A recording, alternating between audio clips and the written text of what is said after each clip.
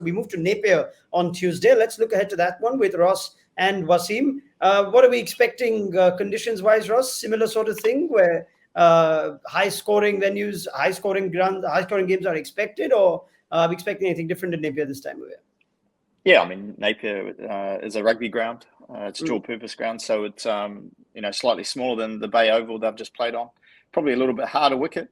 I think I'm looking at New Zealand to probably bring in Blair Tickner, who Napier is their home ground. Probably will come in for Adam Milne or Lockie Ferguson. But no, I think the last few games that have been played there, scores of 200 have probably been par. So expect the runs, and as we've already alluded to already, I think the way India bowled, probably overshadow, Sky's batting and the way he did will sort of overshadow that. But I thought they were very clear in their plans and executed it very well.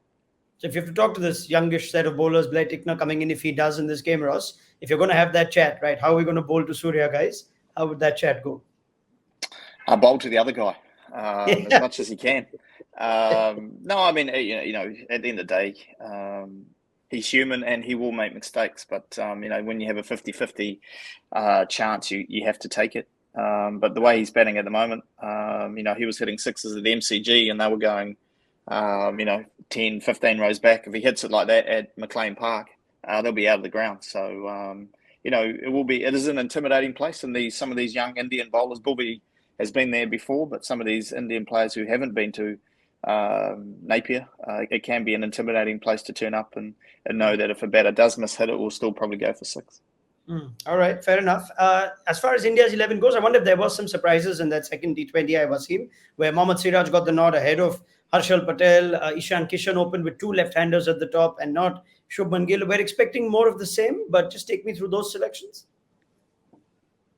Well, it's touch and go. I mean, Shubman and Ishan, because Ishan played, T20s before and he did well, so it makes sense to give him a go.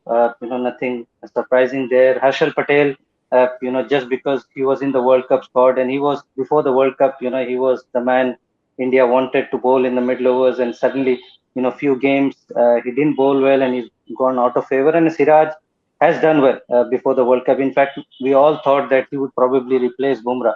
But Shami did. So, yeah, we need somebody to bowl at a little bit of pace, because we know Bhuvi and Arshdeep, they can only bowl close to 130, 132. So we need somebody to bowl close to 140, and which Siraj can do. He's at the batsman and he's improving day by day in T20 cricket as well. So no surprises there.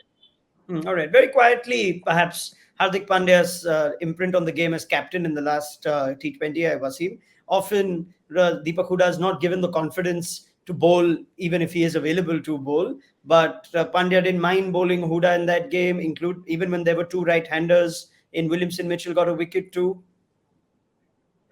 Well, I think Pandya, we all have talked about that. He's shown tremendous maturity, tremendous. The way he led in the IPL, the way he's handled everyone. It looked like he's players, captain. And everybody responds to him, and he himself performs so well. So I'm not surprised the way he's captain. His own performance doesn't drop, which is a good thing. And I think that he'll probably take those 50-50 decisions, and he's not going to play safe. He's that kind of a player himself. So in future as well, if he leads, we are going to see more of it than this. Okay, admittedly, Hardik Pandya, the bowler himself, didn't show up in that last game. So wonder if that was in play. But regardless, it was nice to see Deepak Hooda get a ball.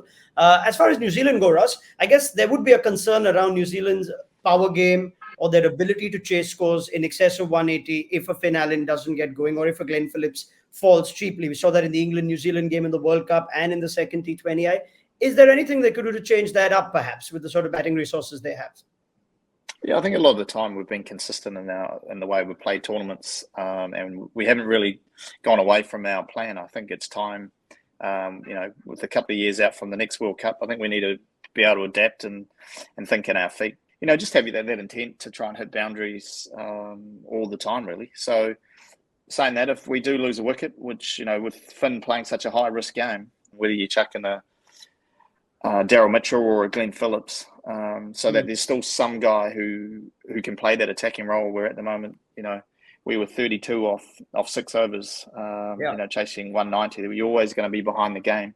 And then that, filters down the order. Phillips, Mitchell, Neesham, they're under pressure straight away, having to get a strike rate where, we know that's always a tough proposition for any side, knowing they have to come out and score 12 or 13 and over from ball one. Yeah, so if you are a fan of that, or at least keen to try that out, would Mitchell be the better number to keep Phillips in the middle, take on spin, or could you even throw in a pinch hitter in the form of Santner or Neesham? Yeah, I think any of those. I think my preference would be Daryl Mitchell. I think, as you said, I think Glenn Phillips, the way he plays spin and being able to attack through the middle, and he batted 5. Glenn Phillips batted 5 at the last World Cup, and Daryl Mitchell opened the batting. So, he bats 3 for his association, and that will just take the pressure off, knowing that Kane and Devon are world-class players. But when they bat together, and if they do, one of them is going to have to play that more attacking role.